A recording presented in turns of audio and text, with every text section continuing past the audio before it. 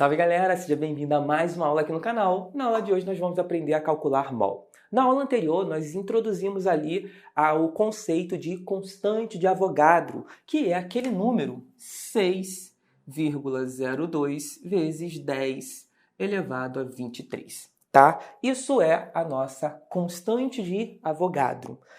Antes dessa aula, na nossa penúltima aula, nós começamos a falar um pouco sobre mol, sobre a interpretação de Avogadro sobre os gases e tudo mais.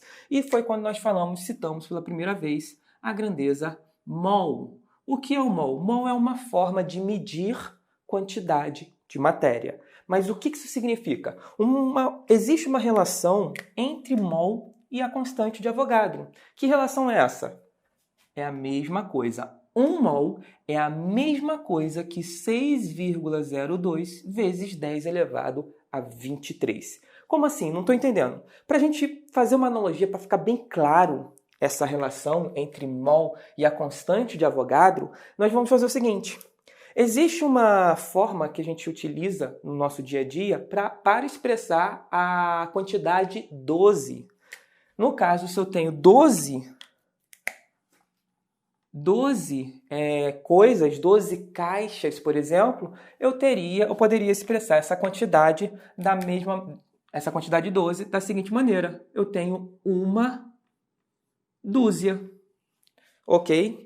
Então, o que nós temos aqui? Dúzia é para 12 o que 1 mol é para 6,02 vezes 10 elevado a 23. Eu posso representar a quantidade 12 utilizando dúzia. Eu posso representar a quantidade 6,02 vezes 10 elevado a 23 usando mol. Essa é a relação. Agora, quando que eu vou precisar trabalhar com mol? Por que eu trabalho com mol e tudo mais? Bem, esse número nós falamos dele na interpretação de Avogadro, 2 aulas atrás. A interpretação de Avogadro diz o seguinte: se eu pego uma caixa, ok? Eu tenho aqui uma caixa e dentro dessa caixa tem 1 mol de oxigênio, ou seja, tem 6,02 vezes 10 elevado a 23 moléculas de oxigênio. Vamos dizer que cada pontinha aqui é uma molécula, ok? Então existem toda essa quantidade de moléculas dentro da caixa. Esse é um ponto legal, ok?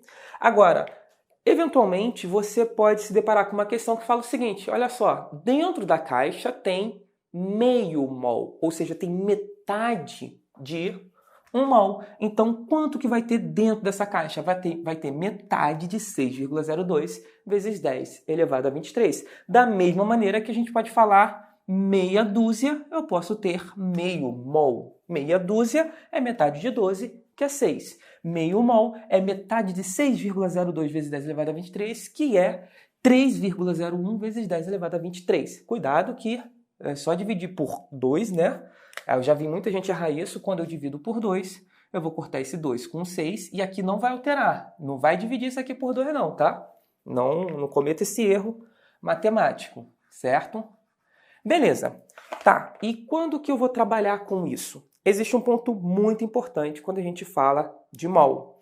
Porque o mol, ele tem uma relação com a massa, ok? Mol tem relação com a massa. Mol é uma representação de quantidade, que é essa quantidade aqui, que Avogadro descobriu. Só que essa quantidade tem uma relação com a massa. Então eu posso também fazer aqui, ó, ao invés de fazer igual, vou usar uma setinha, eu posso dizer que tem uma relação com a massa. E vou utilizar essa parte de baixo para a gente estar sempre fazendo uma comparação. Então, acontece o seguinte, se dentro dessa caixa eu tenho 1 mol de oxigênio, eu vou ter 6,02 vezes 10 elevado a 23 moléculas, 6,02 vezes 10 elevado a 23 pontinhos aqui dentro. Só que aí eu pergunto, e quanto que eu vou ter de massa? A massa vai ser 16 gramas, ok? 16, 8 e 8, 16, na verdade 32, estou fazendo errado.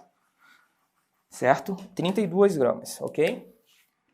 32 gramas, né? Porque seria masculino. 32 gramas de oxigênio aqui dentro. Então, se eu pegar essa caixinha Essa caixinha tem 1 mol. Eu pego uma caixinha, ela tem 1 mol de oxigênio. Dentro dessa caixinha vai ter 32 gramas de oxigênio. Calma. Eu poderia dizer que dentro dessa caixinha, antes de a gente continuar aqui com a parte de gramas e aqui a física, a gente vai fazer o seguinte. Eu tenho uma caixa, dentro dessa caixa eu tenho 1 dúzia de ovos, ok? Então eu tenho aqui 12 ovos. 1, 2, 3, 4, 5, 6, 7, 8, 9, 10, 11, 12. Aí eu posso perguntar para você, olha só, essa caixa tem quantas gramas? É muito pesada? É leve? Aí você vai pensar, tem uma quantidade. Se eu tenho 12 ovos, cada ovo ali tem uma certa massa. Vamos supor que juntando os 12 ovos eu tenha meio quilo, 0,5 quilogramas. Só que se eu mudar o que tem aqui dentro, o material que está aqui dentro, a minha massa vai mudar. Note que eu vou continuar colocando 1 dúzia, que vai ter 12 elementos, só que agora eu vou colocar 12 maçãs aqui dentro. Ao invés de ser ovos, agora são maçãs. Certo? Então, se eu mudei o que está aqui dentro, mudou aqui a forma de escrever? Dúzia? Não mudou. Mudou a quantidade? Não. A forma de escrever representa a quantidade. Continua 12. Não mudou. Mudou a massa? Mudou a massa. Por que mudou a massa? Antes eram ovos, agora são maçãs. E maçãs são mais pesadas que ovos. Vamos supor que com 12 maçãs eu tenho agora 1,5 kg. Ok? Então, de acordo com o material que eu tiver aqui dentro, eu vou ter massas diferentes. Ok? Isso vale para mol. A mesma coisa que eu fiz aqui, vale aqui em cima. Ok? Então, se eu tenho dentro da caixinha oxigênio, eu tenho 1 mol de oxigênio, eu vou ter 32 gramas de oxigênio. Mas, se dentro da caixinha eu tiver 1 mol de outro gás, de CO2, por exemplo, eu vou lembrar o seguinte. CO2. O carbono, ele tem massa atômica 12, certo? O oxigênio tem massa atômica 16, só que aqui eu tenho 2 oxigênio, então vai ser 12 mais 16 com 16, 32. Juntando essas duas coisas, eu vou ter que a massa atômica do CO2, que é o gás carbônico, vai ser 32 mais 12, dá 4, certo? 44. Isso aqui é a nossa massa atômica, não, molecular, né? Massa atômica e massa molecular, elas são quase a mesma coisa. Só muda a ideia do que você está mensurando. No caso aqui eu tenho a molécula de gás carbônico, né? Que é a junção dos átomos forma uma molécula. E aí, essa junção desses átomos vai fundir as suas massas atômicas, gerando uma massa molecular. Vamos colocar a notação certa, porque eu tenho misturado bastante nos últimos vídeos. Então aqui eu tenho uma massa molecular de 44. 44, quando eu tenho 1 mol de um gás, tá? O que eu vou ter em grama é exatamente a sua massa molecular. Então, se aqui agora for gás carbônico, o que eu vou ter aqui vai ser 44 gramas, ok? E vamos pegar um outro gás. Se eu pego, por exemplo, H2, que é o gás hidrogênio. Se eu tenho o H2, a massa atômica do hidrogênio é 1, só que como eu tenho 2 aqui para formar a molécula, então a massa molecular é igual a 2 gramas, ok? Então, se eu tenho 1 mol dentro dessa caixa, eu vou ter quantas moléculas de hidrogênio? Eu vou ter 6,02 vezes 10 elevado a 23 dentro da caixa. E a massa? A massa mudou. A massa vai ser 2 gramas. Na verdade, aqui é massa molecular, né? Massa molecular do hidrogênio é 2. E quando eu tiver toda essa quantidade de hidrogênio dentro da caixa, a caixa vai ter exatamente o valor da massa molecular, só que em gramas. 2. Ok? Então, essa é a relação entre mol, a constante de Avogadro, e a massa. Nós aprendemos 2 aulas atrás, nós aprendemos sobre mol. A aula anterior nós aprendemos sobre a constante de Avogadro e agora nós estamos vendo a relação entre mol, a constante de Avogadro e a massa. E como você vai calcular mol? Primeiro, sempre que você estiver falando sobre mol, você vai ter uma dada substância, tá? Eu vou usar o exemplo aqui que a gente já usou, o CO2. CO2. O CO2 tem massa molecular igual a 44, ok? Essa é a massa molecular. 44 gramas? Não, a massa molecular é 44. Agora, se eu pegar 1 mol de CO2, 1 mol é uma molécula? Não, são 6,02 vezes 10 elevado a 23. Se eu pegar essa quantidade absurda de moléculas de CO2, aí eu vou ter de massa 44 gramas, ok? Aí passa a ser a 44 gramas. Então, você sempre vai ter que saber a massa molecular. Para isso, volte 2 aulas lá na interpretação de Avogadro, vou deixar o link aqui, ok? Para você ver como é que você determina a massa atômica, massa molecular, utilizando a tabela periódica, certo? Isso aqui você não é obrigado a gravar. Você é obrigado a chegar nesse número tendo a tabela periódica, porque tem tudo lá na tabela periódica. Tem lá dizendo que o carbono vale 12 e tem lá dizendo que o oxigênio vale 16. Como você tem 2 oxigênio, vai dar 32, com 12, 44, e aí você determina a massa molecular do gás carbônico, ok? Então, se você tem esse valor de massa molecular, se você pegar 1 mol dessa substância, exatamente esse valor que você tem de massa molecular vai ser o valor em gramas, a massa da quantidade de substância que você conseguiu juntar. Isso porque o gás carbônico ele é como se fosse a nossa maçã em relação, por exemplo, ao oxigênio. Ok? O oxigênio é mais leve, é como se o oxigênio fosse os ovos, alguns ovos dentro da caixa. Eu tenho aqui os ovos dentro da caixa, e se eu trocar esse oxigênio por gás carbônico, o gás carbônico ele é mais pesado. Eu coloco a mesma quantidade aqui dentro, porém a caixa fica mais pesada. Se fosse com oxigênio, seria 32. Agora com gás carbônico é 44. Beleza, então se você tenha a tabela periódica, toda a prova de química que necessite da tabela, ela vai ser oferecida. Você tendo a tabela periódica, você tem isso aqui. Você tem que decorar esse valor, que é a constante de Avogadro, 6,02 vezes 10 a 23, e lembrar que isso é um mol. E daí você consegue determinar qualquer coisa relacionada a mol. Por quê? Porque no final das contas, o que vai ser feito é uma questão de proporção. Por exemplo, se eu tenho 30 gramas de CO2, 30 gramas de gás carbônico. O que eu sei? Eu sei que 1 mol vale 6,02 vezes 10 elevado a 23 em questão de quantidade de gás carbônico. Quantas moléculas vão ter lá dentro de uma caixinha que tenha 44 gramas de gás carbônico? Vai ser essa quantidade aqui, ok? E essa quantidade toda junta dentro da caixinha vai me dar uma massa de 44 gramas. Eu sei que 30 gramas é menor que 44, certo? É um valor mais baixo. O que sugere que eu não tenho, com 30 gramas, eu não tenho 1 mol de gás carbônico, ok? Agora, vamos fazer o seguinte. Como é que eu faço para descobrir quanto vale 30 gramas em mol, certo? Da mesma maneira que eu tenho assim, ó. Se eu sei que 12 é uma dúzia, certo?